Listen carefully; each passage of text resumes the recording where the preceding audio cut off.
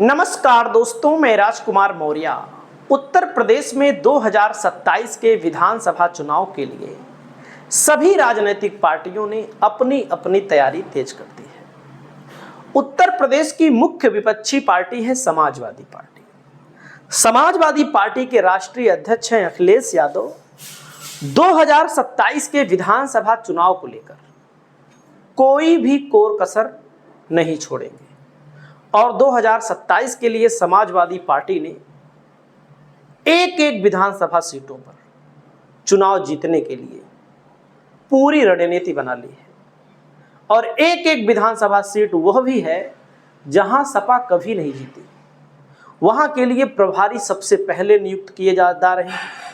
उसके अलावा वहां से फीडबैक मंगाए जा रहे हैं कि आखिरकार समाजवादी पार्टी चुनाव जीतती क्यों नहीं। यहां पर पूरा सटीक जातिगत समीकरण मंगवाया जा रहा है क्योंकि नेताओं के पास सारा का सारा आंकड़ा होता है। दोस्तों, यहां पर बात हो रही है उत्तर प्रदेश की मैनपुरी सदर विधानसभा सीट के बारे में। आपको मैं बताऊं दोस्तों, समाजवादी पार्टी का गढ़ है मैनपुरी, इटावा, एटा, फर्रुखाबाद, औरैया, कन्नौज। मतलब कि केवल इतना मैं बता रहा हूं। अभी मैंने चेक किया तो पिछली बार जब चुनाव हुआ था तो समाजवादी पार्टी इन्हीं जगहों पर सबसे बुरी हार हारी थी।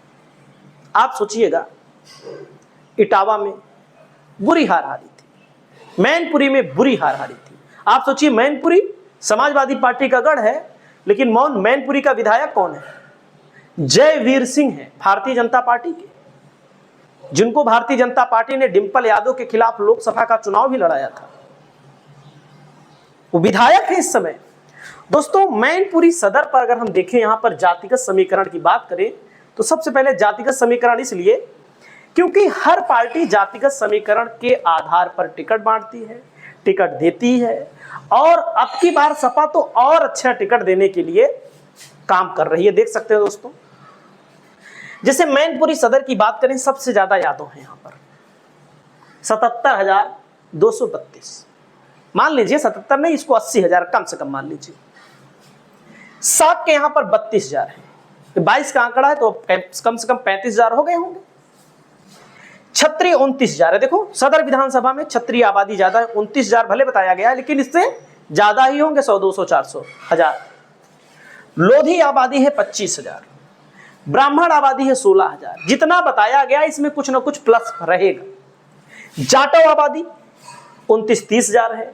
कठेरिया, अब जैसे दलित में अगर आप गूगल पे आंकड़ा से चेक करेंगे तो दलित में 50,000, 60,000, 70,000 दिया रहेगा। तो दलित में पासी, कठेरिया, दलित में वाल्मीकि, कोरी, ये सब शामिल हुआ रहता है वहां पर। लेकिन जो राजनीतिक पार्टियों के पास आंकड़े होते हैं, इसमें अलग अलग करवा लेते हैं, जातिगत आधार का जनगणना ये लोग करवा लेते हैं। मतलब ऑथेंटिक पूरा नहीं रहता, लेकिन करवा लेते हैं। दोस्तों, पाल देखो 16,000, 17,000 पाल है। कश्यप 16,000, 17,000। दिवाकर 9,000, 10,000।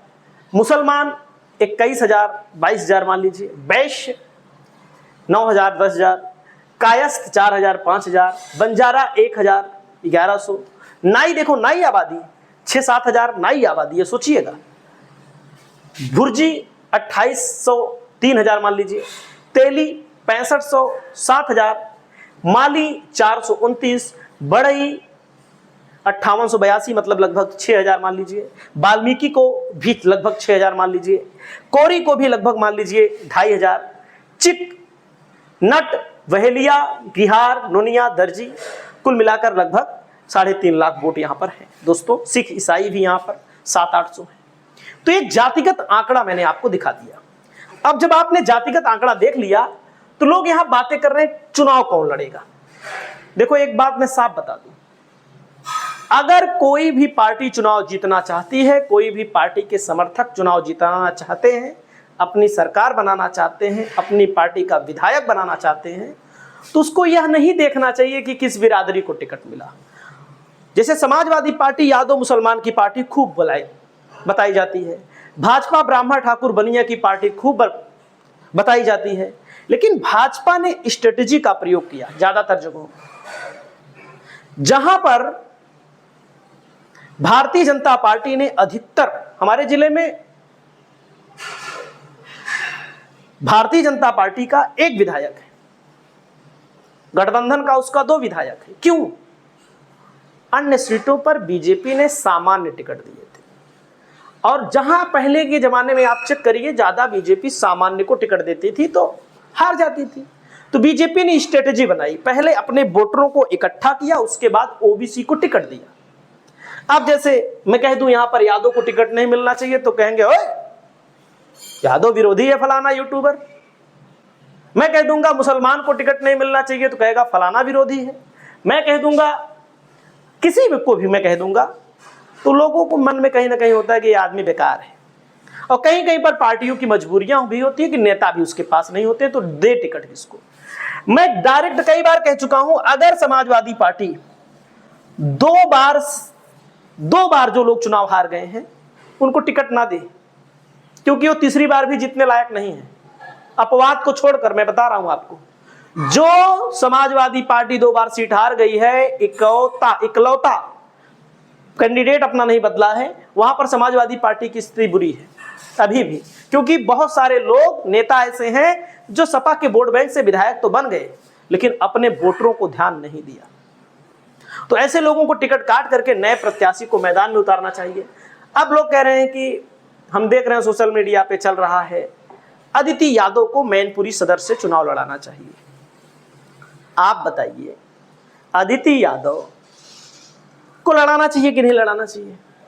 अभी पढ़ाई लिखाई कर रही हैं, लंदन में पढ़ाई लिखाई कर रही हैं। हमने जब इनकी उम्र को चेक किया दोस्तों, 2027 के चुनाव में 25 साल इनकी उम्र नहीं पूरी होगी, नहीं पूरी होगी 25 साल।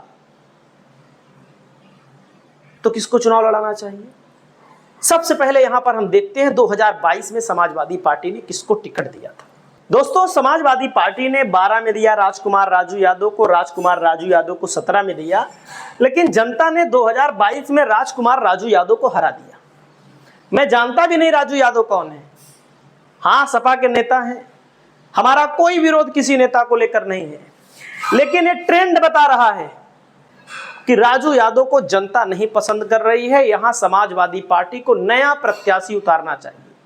हम कह रहे हैं यादवों को ही टिकट दे दो, लेकिन किसी नए कैंडिडेट को दो, नहीं तो भारतीय जनता पार्टी अगर इनको फिर टिकट देगी तो देख लीजिएगा भारतीय जनता पार्टी यहां पर कारनामा कर दी। या तो यहां पर किसी शाक्य को मैदान में उतारे समाजवादी पार्टी, या तो किसी दलित को मैदान में उतारे समाजवादी पार्टी, या तो किसी पाल को समाजवादी पार्टी यहां पर मैदान में उतारे। तो यहां पर जातिगत समीकरण देखो, ये मान के चलिए कि एक बार बंधुआ वोटर बनना पड़ेगा, नहीं बने तो कहानी खत्म होने के लिए सब तैयार रहें। चाहे कश्यप को टिकट दे दे यहां पर, चाहे यहां पर देखिए भाई जो जिनका वोट ज्यादा ट्रांसफर हो सकता है उनको टिकट दे दें, चुनाव जीत जाएंगे। अदिति यादव की जो बातें चल रही हैं, प्रचार वगैरह करेंगी लेकिन 2027 का चुनाव नहीं लड़ सकती हैं। आपकी क्या राय है, किसको टिकट देना चाहिए? कौन सा नेता है मैनपुरी सदर में? कमेंट करके बताइए। चैनल पर पहली बार आए हैं तो चैनल को सब्सक्राइब करिए। नमस्कार।